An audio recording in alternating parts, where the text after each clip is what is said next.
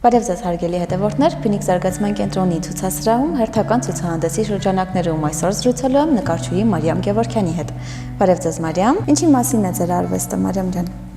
Պարզապես իմ արվեստը շատ տարբեր թեմաների մասին է, բայց կոնկրետ այս ցուցահանդեսը Echo Spaces մարդու եւ տարածության մասին է։ Նկարներում տեսնում եմ մարդիկ, հերոսներ, ովքեր են այս նկարներում պատկերված մարդիկ։ Հերոսներ կան իմ նկարների մեջ, որ ես ուղղակի հորինել եմ, իսկ կան, որ ես իրական կյանքում իրենց հանդիպել եմ։ Օրինակ, իմ արվեստի մեջ շատ մեծ թեմա կա մարդու ներքին երեխան, внутренний ребенок ոնց ասում են, ու 5 տարի առաջ, որ իմ աղբերը երեխա ունեցավ, ես շատ միշտ մտածում եմ ինքը ոնց կլինի, երբ որ մեծանա, ու իր պատկերն է մտածում ոնց ինքը կլինի, որ կմեծանա, ոչ թե իր դիմանկարը, այլ իր ներքինը, իր բնավորությունը ոնց կլինի, ինչ հետաքրքիր կյանք ինքը կարող է ունենալ, որպես երեխա։ Հետաքրքիր է ծնողները համամիտ են ձեր այս մտքերի հետ, թե ինչով կզբաղվի երեխան, ինչ կանի, ինչ կերպարով կներկայանա ընդհանրապես, թե ոչ։ Մենք իրենց հետ թեման չենք քննարկել, բայց ինձ թվում է իմ աղբերը շատ է սիրում այդ նկարները, ինքը հասկանում է, որ ես իր երեխուն եմ նկարել, բայց թողը մի քիչ ուրիշ տիպի, ուրիշ ձևի, որովհետև առաջին նկարը ես նկարել եմ, երբ որ ինքը դեռ չէր ծնվել։ Բայց ես տնում եմ, որ ինքը շատ է սիրում այդ նկարները ու մի քանի հատ ունի իր կոլեկցիայում։ Իսկ ինչ հարաբերությունների մեջ եք երեխայի հետ որպես հորաքույր, այսպես ավելի շատ խաղում եք, թե ուղղակի հեռվից եք իրեն հետևում, թե ինչ անում, ոնց է մեծանում ինքը։ Չէ, ավելի շատ խաղում ենք, որպես ընկերություն ենք անում, ոչ թե մեծ ու փոքր, այլ իրար նույն տարիքի ոնց որ լինենք։ Ես գիտեմ, որ շատ տարբեր ցուցահանդեսներ եք ունեցել, սա ձեր առաջին անհատական ցուցահանդեսը չէ, կպատմեք նախորդ ցուցահանդեսների մասին։ Իմ առաջին ցուցահանդեսը եղել է Մոսկվայում, հայկական պատկերասրահում, Մոսկվայում։ Чувство дома, տան մասին էր, այդ զգացմունքների մասին էր, այո։ Հաջորդ ցուցահանդեսը Վրաստանում էր, Թբիլիսիում,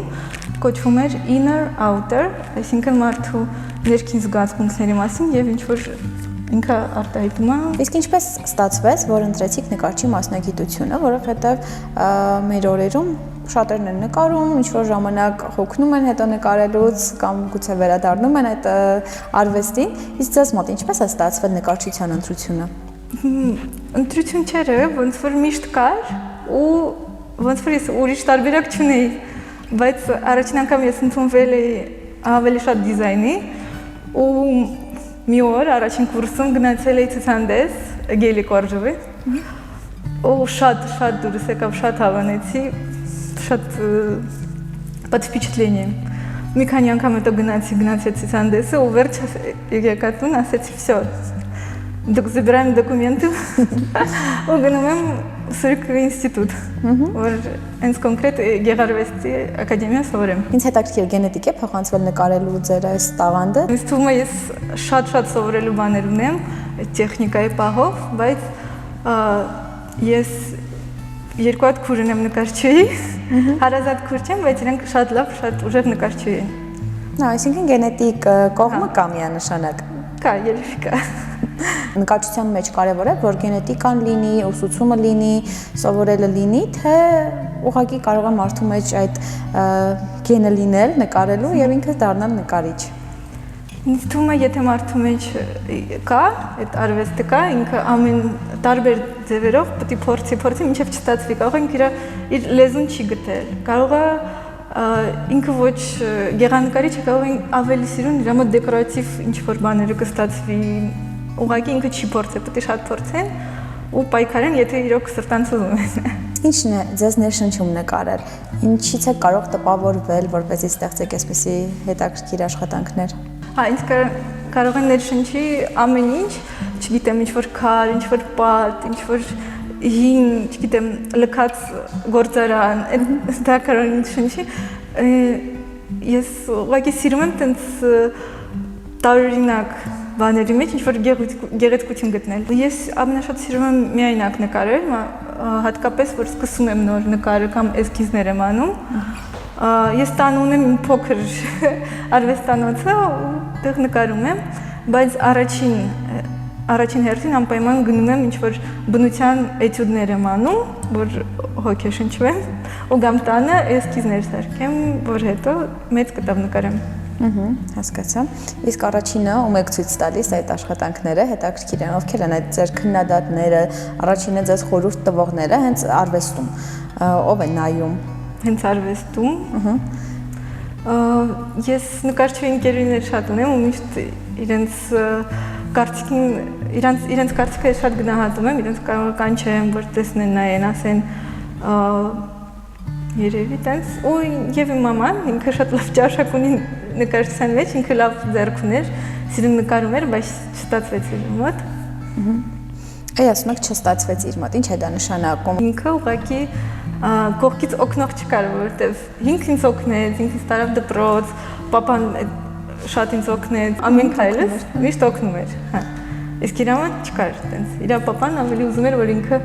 ֆիզիկա սովորի, լուրջ բաներ սովորի։ Շատ քչերն են երազում, որ իրենց երեխաները արվեստագետ դառնան։ Այ ինչով է դա պայմանավորված։ Ինձ թվում է առաջին հերթին ֆինանսական հարցն է, որովհետև շատ դժվար է այս աշխարհում արվեստը վաճառել, ոնց որ աշխատանք գտնել այդ ուղղությամբ, դրա համար երևի դրա համար չեն ուզում մարդիկ, որ իրենց երեխեք արվեստ սովորեն։ Իսկ դուք կուզենայիք, որ ձեր երեխաները արվեստով զբաղվեն։ Ինձ թվում է, եթե իրենք ուզենային, ես իհարկե իրենց կօգնեի ամեն ինչով, բայց միայն եթե իրենք ուզենային, իրենց սրտանց լինել։ Ասացիք ֆինանսական կողմով է նաև պայմանավորված, որ շատերը չեն ուզում, որ իրենց երեխաներն արվեստագետ դառնան կամ որոշ մարդիկ էլ սկսում են նկարել ու հետո հասկանում են, որ ֆինանսապես ձեռնտու չէ, այսպես ասած, ու դադարեցնում են այդ արվեստի ոլորտում իրենց աշխատանքը։ Իսկ դուք ինչ եք կարծում, ֆինանսական մասը ինչքան մեծ դեր ունի արվեստագետի կյանքում։ Ամեն մարդու համար շատ կարևոր է 21-րդ դարին կապիտալիզմի մեջ ենք ապրում, իհարկե կարևոր հարց է։ Ու ես շատ արվեստագետներ գիտեմ, որ իրենք բավարարվում են, ընդհանրապես որ իրենք ունենան ինչ-որ մի անկյուն, կտավներ, ներկեր ու վերջ, ու գոնե մի քիչ հաց լինի վերջ։ Նկատել եք ինչ-որ տարբերություն Հայաստանի ու Ռուսաստանի արվեստագետների միջև, որ գնահատվածության տեսանկյունից նաև կամ ձեռագրի տեսանկյունից ինչ ոճով են ստեղծագործում։ Օրինակ Հայաստանում ավելի շատ վառ գույներ են, ավելի դեկորատիվ նկարներ են սիրում, ավելի ոնց որ ուրախ, իսկ թվում է մարդիկ ավելի տխուր են, բայց ավելի ուրախ նկար են սիրում։ Իսկ ինչ կապված է ժամանակակից արվեստի, Ռուսաստանում մի քիչ շատ է պոտար կա, իսկ հիմա Երևանում երևի նոր է սկսվում այդ ամեն ինչը։ Բայց տարբերությունները քիչ են, որովհետև այդ բազան նույնն է։ Իսկ Ռուսաստանում ավելի շատ են պատրաստ մարդիկ վճարել որևէ կտավի համար, քան Հայաստանում։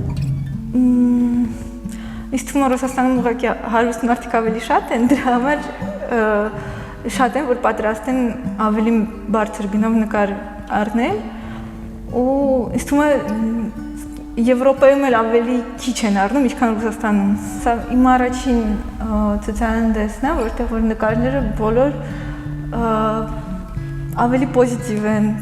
շատ տխուր բան չկա նկարների մեջ, վերջի մասնապես վերջի 2 տարվա նկարներն են։ Ես առաջարկություն ստացել էի Փյունիկ զարգացման կենտրոնից, ինձ Սոֆիան գրել էր, բայց ճիշտ ասած ես միշտ ուզում էի ես իրենց առաջարկեի, բայց չգիտեմ, վախենում էի ինչ-որ բանից, դե որ ասում են սինդրոմ սամոզվանցա, շատերի մեջ կա, ու չէի ուզում իրենց գրել, ու իրենք ինձ գրեցին, ստացվեց շատ լավ։ Փյունիկ ցուցասրահը բազմաթիվ արվեստագետների է այստեղ ընդունել, ճանապարհել, բազմաթիվ ցուցահանդեսներ են տեղի ունեցել, ուզում եմ հասկանալ դուք ինչ սպասելիքներ ունեք այս ցուցահանդեսից։ Ես սպասում եմ, որ հյուրերը շատ կլինեն։ Տարածքը լույսավոր, սիրուն, իրոք նկարներ սիրուն են երևում այստեղ։ Դրա համար ես ամենալավ բաներ եմ սպասում։ Ինչ խորհուրդ կտաք այն մարդկանց, ովքեր մտածում են ընտրել ուսում այս ոլորտում, թե ուղղակի ինքնուս լինել ու նայել, հատկապես մեր ժամանակներում շատ տեսանյութեր կան YouTube-ում, չգիտեմ, այլ կայքերում, որ կարող են գտնել, նայել, սովորել ինչ-որ բաներ։ Կարևոր է համալսարանի դերը այս մասով։ Ինձ թվում է շատ կարևոր է, ու կարելի ցանկացած ինֆորմացիա դու կարող ես գտնել գրքերում, ինտերնետում, ամենտեղ, բայց բաներ կա, որ միայն հենց մաստերը քեզ կարող է փոխանցի։ Ու ոչ մի ձևի ոչ մի գրքի մեջ չեն գրում այդպիսի բաները։ Ու բացի դրանից ինստիտուտում սովորել ինքը ավելի շատ բաներ է տալիս։ Դու որպես լիչնես մեծանում ես, դու սովորում ես ինչ-որ ֆիլոսոֆիա ես սովորում, շատ տարբեր բաներ ես սովորում։ Գույների, երանգների մասով։ Ասացիք, որ Մոսկվայում ավելի ընդունված էր, այսպես ավելի մուգ երանգներով աշխատել է, Հայաստանում կարծես ավելի վառ երանգներով։ Ինչով է դա պայմանավորված ու ինչ նշանակություն ունի մուգ գույների կամ վառ գույների ընտրությունը, դա ինչ է։ Ինձ թվում է առաջին հերթին Մոսկվայում տրադիցիա է, մի քիչ մուգ ավելի երանգներով նկարել, այնպես մոխրագույնի մեջ։ Ինձ թվում է, որովհետև սովորել ավելի հեշտ է այդ մուգ գույների հետ, որովհետև եթե դու կարող ես մուգ գույների հետ ինչ-որ իրոք գարմոնիա ստանալ, ուրեմն դու վառ գույները ավելի հեշտ կստանաս, մուգը ավելի դժվար է։ Մուգը ավելի լավ է, որ սովորես, բայց վառ գույները ավելի դժվար են։ Բայց եթե դու մուգ գույներով սիրուն կարող ես նկարել, վառ գույները քո համար ավելի հեշտ կլինեն հետագայում։ Բայց ես շատ դժվար է ինձ սովորացնում մի քիչ ավելի վառ գույների, մի քիչ ավելի քիչ սև գույներ խառնեմ։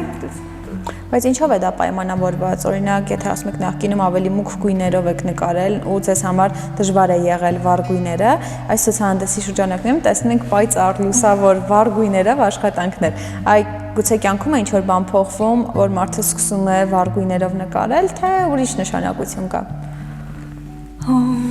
Դե շատ բաներ է փոխվել։ Ես վերջին 2 տարի ապրում Երևանում, ինձ թվում է դա էլ կապ ունի։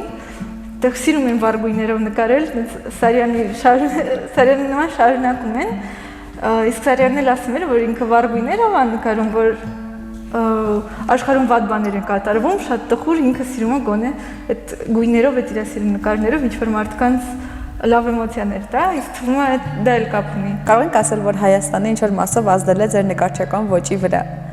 Հա, իհարկե։ Ավելի համարձակ կոմպոզիցիա եմ անում։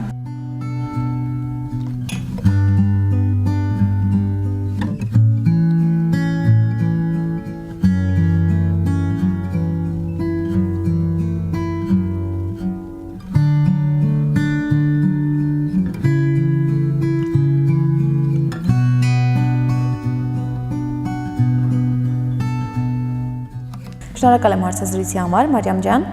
իսկ մենք կհանդիպենք հաջորդ ցուցահանդեսի շրջանակներում։